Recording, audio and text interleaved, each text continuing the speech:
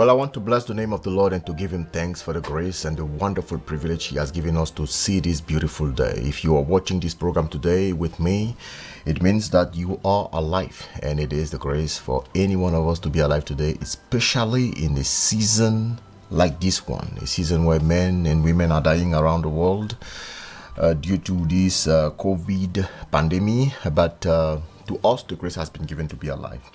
This program today is one of the special ones. It's going to be a little bit different from our conventional program.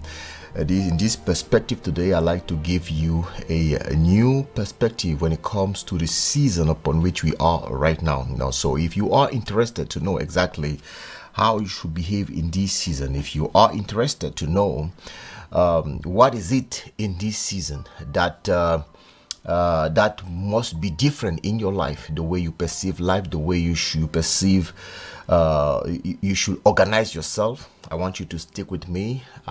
This program is going to be all about the season and how to be prepared to take full benefit of the blessings attached to this season. Remember, all things work together for them that loves God. I'll be right back.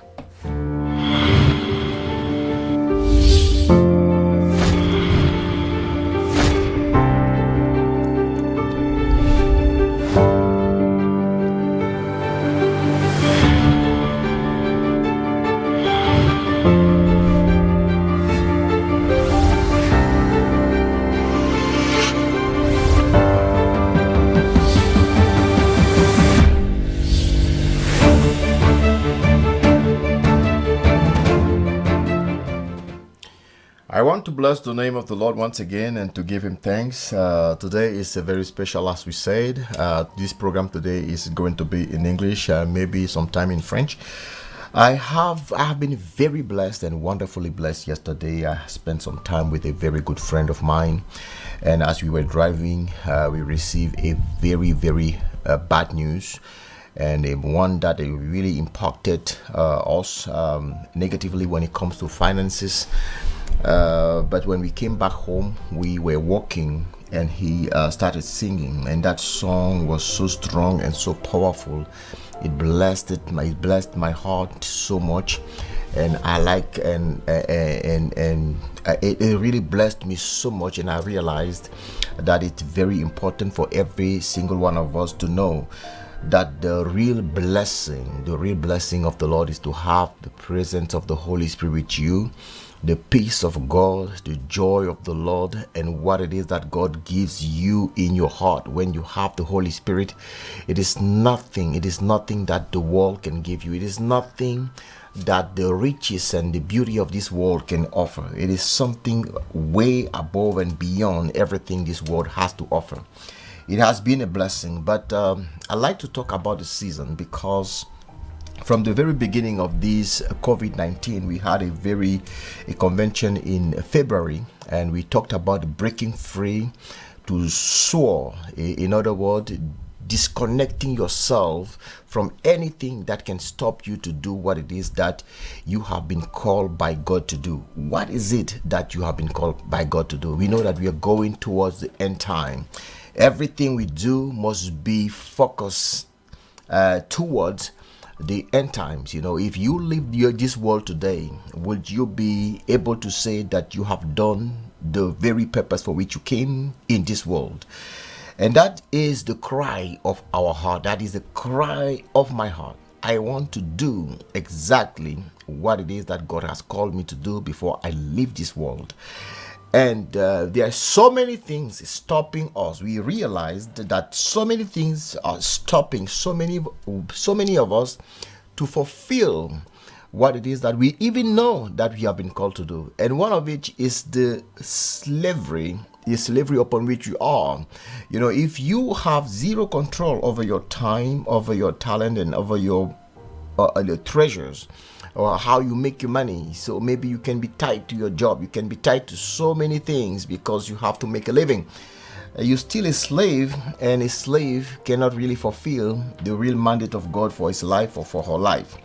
So we have been talking about the blessings, and we discovered in the Bible that when God has called you to do something, the provision to make it happen is always always more than enough.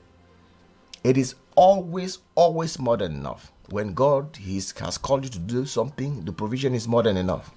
But every promise of God, everything that God wants to do, it takes number one the revelation through understanding to know exactly how it's going to make it happen.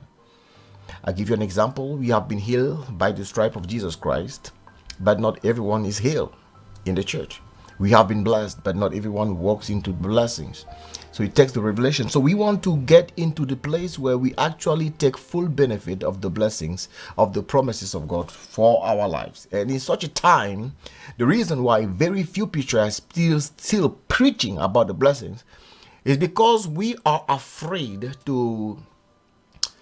we are afraid, and we do believe that if we talk about the blessings, the hearts of the men and the women of God listening to us will not be attached to God, will be attached to the blessings, will be focused on the things of the world. And that's the reason why very few are still speaking and talking about the blessing. But the blessing is the kingdom of the culture, is the culture of the kingdom. When Jesus came, he talks about blessing. The first word out of the mouth of God himself, he blessed them. That's what the Bible says. When he created men, he blessed them and said multiply. So blessings from Genesis to Revelation is all over the Bible, is the culture of the kingdom. So we are called to walk into the blessings of the Lord. So since that February, when COVID started, I still want to put you into this season of blessing. You need to understand exactly what's going on, because you cannot survive the times that are coming if you don't take full advantage and full benefit of the blessings of the seasons. February, when the COVID started going very up, I had a program where the Lord has spoken to us and said that this is going to be a global economy reset. And we have rebranded this COVID-19 to Corona blessing. Corona blessing, because we believed at that moment, I am so convicted by the end of this season, for those of us who will be rightly positioned with the right understanding, they will take full advantage of this season.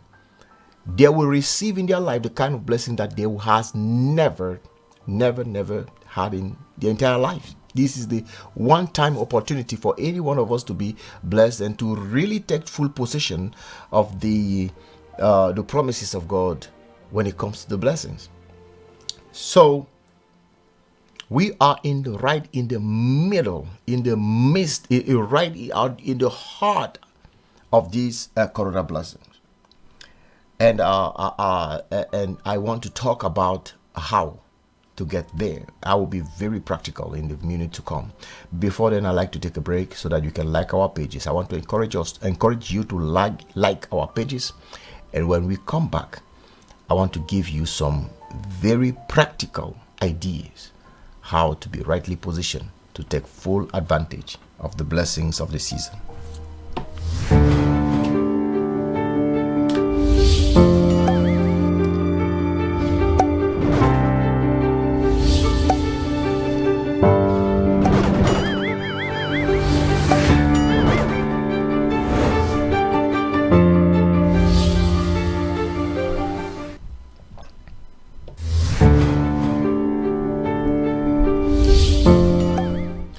Well, welcome back again. We're talking about the season of the blessings, the Corona blessings. We are talking about the Corona blessings. Corona blessings, this is the season upon which we are. We believe that this is the transfer of wealth that has been prophesied so for a very long time by many prophets, and even in the Bible, that the transfer of the wealth from the wicked to the righteous, it is happening as we are speaking right now. Now, this is my personal prescription for everyone. In the short term, you need to identify. I'm not going to give you for legal reasons. I'm not going to give you the names or the companies or some details. I'm just going to give you the idea and the principle that you need to apply for yourself. Right now, the stock market is very down. I'm talking to some of you in America. The stock market is very, very, very down. Very, very, very low. And it is a time if you want to buy some, to locate some very good stock that went down for 90%, 80%, and for the companies that you know that no matter what, they're still gonna survive. They have to go up. They have to be strong enough to survive the COVID. And you know that by the end of the COVID season, after the next elections, because I believe that this COVID has been is politic now, and the prescription about the COVID and the season is more about politics than anything else. So at the end of this election, by the grace of God, we believe that we will see some most of these things going back up. I want to encourage you in this short term to stick with the stock that you have. Don't sell if it's too low. Hold on to it. After that, after the stock, you have to get a safe place to secure the money that you have made in the stock. And how to secure it? You have to move into very, very solid asset like gold, like silver. You want to get into things like BTC, Bitcoin, cryptocurrency. I advise that because I know that we don't have enough. We are going through economic reset, so we will experience a collapse of the global economy. And for that to happen, the currency must collapse. And also, we will, right after that, the market, the real estate market is going to crash. So prepare your money to buy real estate in the long term. In about a year from now, the market is going to be so damaged, so low, that if you have some cash, you will have the opportunity of your lifetime. So get the cash that you have, find a way to multiply it as much as you can, and get prepared for the crash of the real estate that is to come. That is my advice for every single one of us, and to take full advantage of the blessings. So if we do nothing about what God is saying, nothing happens. It's not what we say, it's not what we believe that matters. What triggers the manifestation of the word of God in our lives is what we do. It's not what we believe, it's not what we think, it's not what we know, it's what we do with what we know. Now, I like to talk a little bit to my French audience right now. I will be right back.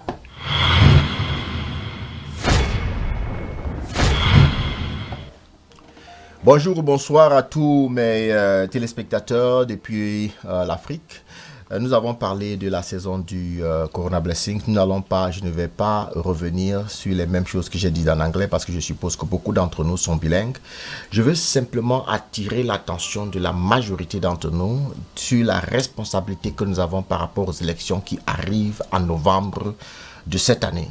Les élections qui arrivent en ce novembre sont d'une importance capitale et je veux engager l'Église dans le monde entier, partout où vous vous trouvez. Il est important de réaliser que les élections qui arrivent est capitale pour tout le monde et tout le monde doit se mettre à la prière.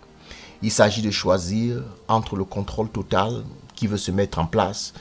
Il faut choisir entre le vaccin qui veut être imposé aux populations de la Terre. Et il s'agit de résister au mouvement du globalisme qui veut se mettre en place.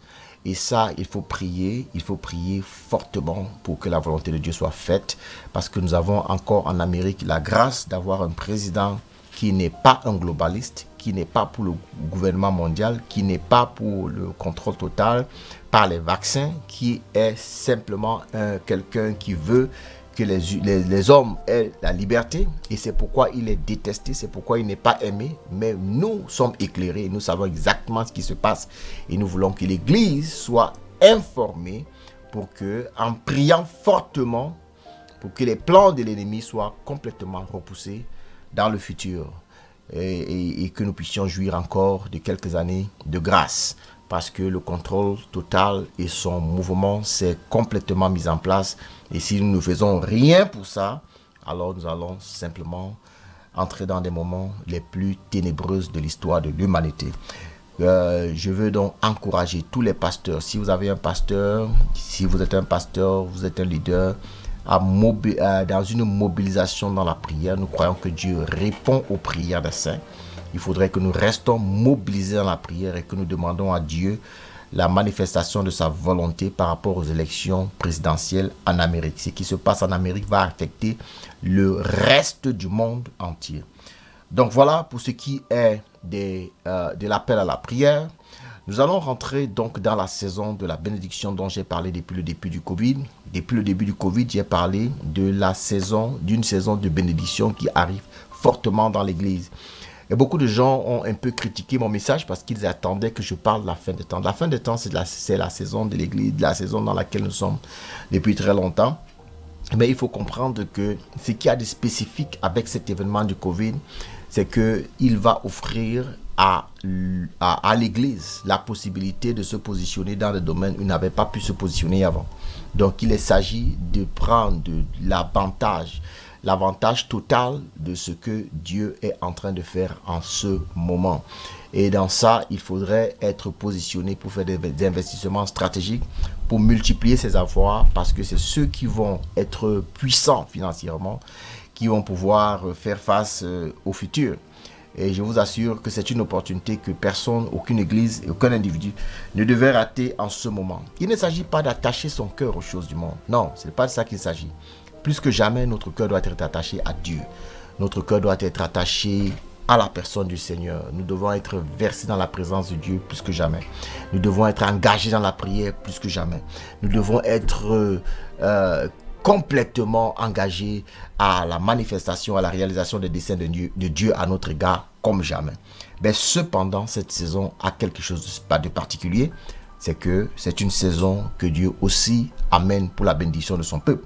La Bible dit que toute chose concourt ensemble bien de ceux qui aiment Dieu, inclut le coronavirus. Nous ne devons pas nous relâcher à croire que Dieu, parce qu'il y a le coronavirus, va arrêter de nous bénir. Non.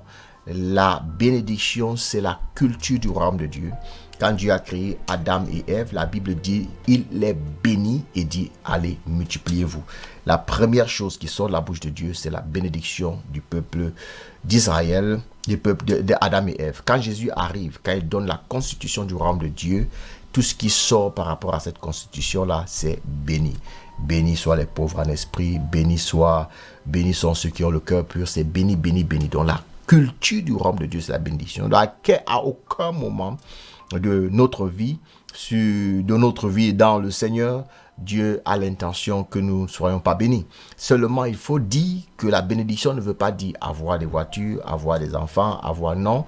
La bénédiction, c'est simplement transporter la présence et la personne de Christ dans son cœur et amener à manifestation ce que Dieu a pour nous à notre égard. Le mot bénédiction a été perverti en ces temps de la fin et beaucoup de gens pensent que être béni veut simplement dire avoir beaucoup de maisons, beaucoup d'argent, beaucoup de choses et ça, il n'y a rien de mal à ça parce que la bénédiction de Dieu, la Bible dit, elle enrichit et il ne la fait suivre d'aucun chagrin. Ça veut dire que ce que Dieu fait pour vous, ce que Dieu fait pour moi, dans ma marche avec Dieu, le matériel devient simplement une conséquence de la bénédiction. Le matériel et les avoirs et les choses de ce monde sont simplement une conséquence de la bénédiction et non l'objet de notre cœur. C'est dans ce sens que Jésus-Christ a dit chercher premièrement le royaume de Dieu et sa justice et toutes ces choses nous seront données par-dessus tout. Pour conclure le message de ce jour, nous avons Dieu a créé trois institutions dans le monde. La première institution, c'est la famille. La deuxième institution, c'est le roi, c'est les gouvernements, si vous voulez l'État. Et la troisième institution, c'est l'Église. Et chaque appel, chaque destinée doit influencer et impacter ces trois institutions-là. Donc l'institution sur laquelle je pense que l'Église est en train d'être mobilisée avec puissance en ces temps de la fin, c'est l'institution de l'État, c'est l'institution du gouvernement. Pendant très longtemps, l'ennemi s'est accaparé des gouvernements de la planète, mais maintenant Dieu est en train de susciter des hommes et des femmes partout dans le monde pour accomplir des choses extraordinaires sur le plan des gouvernements, afin que le royaume de Dieu soit établi sur la terre tout entière. Ça, c'est une réalité qui n'est pas encore très comprise par plusieurs d'entre nous. Et je veux véritablement nous encourager à nous tous à rentrer dans la conscience de notre responsabilité, notre rôle à jouer sur les gouvernements de la planète. Et surtout particulièrement pour ceux qui sont des Africains, nous allons assister à la renaissance africaine et ça doit se faire avec les enfants de Dieu, avec des gens intègres, avec des gens qui ont des patriotes, avec des gens qui ont un cœur pour la bénédiction du peuple, un cœur qui veut libérer l'Afrique de l'esprit de pauvreté afin de redonner à l'homme la dignité dans laquelle Dieu l'a créé. Que le Seigneur bénisse richement cette parole dans votre cœur. Avant de terminer, je veux donner l'occasion à tous ceux qui nous écoutent pour la première fois. Before I close tonight, I like to give the opportunity for everyone who's listening to me tonight. If you have not received the free gift, I want to mention it again, it is free. If you have not received the free gift, if tu n'as pas reçu le Seigneur dans ta vie, dans ton cœur, c'est le moment de le faire et c'est tellement simple, il suffit de dire, d'invoquer le Seigneur dans ton cœur. Il suffit d'invoquer le Seigneur. Le Seigneur dit, il est écrit dans la parole, à tous ceux qui invoquera, celui qui invoquera le nom du Seigneur sera sauvé. Si tu dis dans ton cœur ce soir, aujourd'hui, Seigneur, je t'invite dans mon cœur, je te demande pardon pour mes péchés, lave-moi, purifie-moi, sauve-moi, car je décide de m'abandonner entre tes mains. Aussi simple que ça représente, cette prière que tu vas formuler avec tes propres paroles va simplement t'accorder le meilleur cadeau de ta vie, c'est-à-dire la vie éternelle. Que le Seigneur te bénisse richement et à la prochaine dans notre prochain programme de Perspective. Je suis le docteur Harold Wafo. Dans ce programme de Perspective, il a été un honneur pour moi de vous le présenter. À la prochaine.